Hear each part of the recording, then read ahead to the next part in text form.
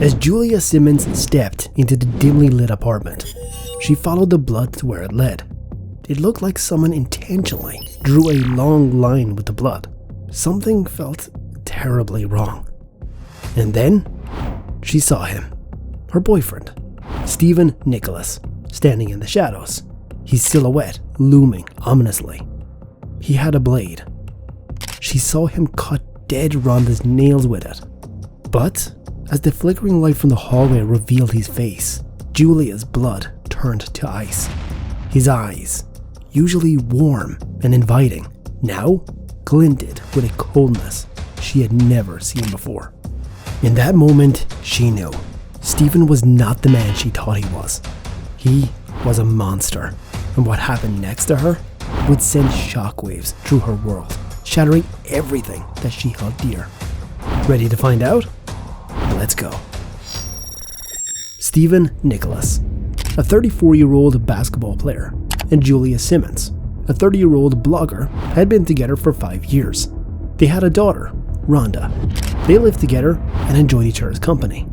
Ronda was going to be celebrating her 3rd birthday in 1 week, and his parents were making grand plans for their only son. 3 days before Ronda's birthday party, Julia noticed that Stephen started acting very strangely. He wasn't talking to her, and whenever Ronda cried or wanted to play with him, he was unresponsive. Julia met him muttering strange words to himself at different times, throwing things impulsively, and other really strange things. She was worried for her boyfriend. A day before Ronda's birthday, Ronda was in high spirits, and while she was playing around, she hit her head on the wall and cried out loud. But Stephen stayed still. Julia got angry and asked why Stephen did nothing, even though he saw what happened to Ronda. Then Stephen stood up, took Ronda back to the wall, and started to hit her head repeatedly on it until Julia stopped him. That was when she knew her boyfriend had gone mad. Still, that same day, Julia went to visit her friend, Melanie, but she left Ronda at home with her sister, Tessa. She talked to her friend about how Stephen had been acting and what happened before she left the house. Melanie was a psychiatrist and suggested to Julia that Stephen might be experiencing antisocial personality disorder, since he had a lack of remorse for actions that harm others, lack of empathy, and impulsivity. Back at Julia's house, Tessa left the house 30 minutes after Julia left, so Ronda was left alone with Stephen, and this led to something very terrible. On getting home, Julia opened the door and saw blood on the floor. She was so nervous. She continued walking slowly to where it led. Then, she saw the unbelievable. Stephen had cut himself repeatedly in different parts of his body, but looked like he felt no pain.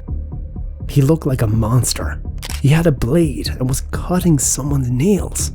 Julia could not believe when she saw Ronda on the floor, dead. Stephen had stabbed her to death. 1 week later, Stephen, who was already arrested, was questioned and examined.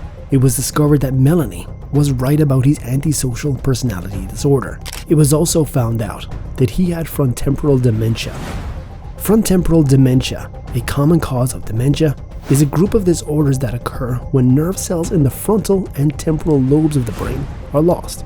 The FTD can affect behavior, personality, language, and even movement. Common symptoms include lack of empathy, socially inappropriate, impulsivity, or repetitive behaviors, and emotional withdrawal from others. FTD is not life-threatening. People may live with it for years, but it can lead to an increased risk for other illnesses that can be more serious. 5 months later, Stephen Nicholas died from pneumonia. Wondering what happened to Julia? Well, she had an extreme case of PTSD. She visited therapists with her friend Melanie, and she later let her move in with her. She had nightmares, sleep disturbances, hypervigilance, and emotional dysregulation. Later, some detectives decided to check Julia's house, and surprisingly, they found dead children that Julia had killed. In Ronda's room, they found Julia with several cuts on her body. She was arrested and sentenced to death by electrocution.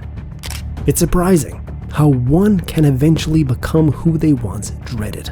Julia's last words were, quote, "Life is so good, right?" End quote.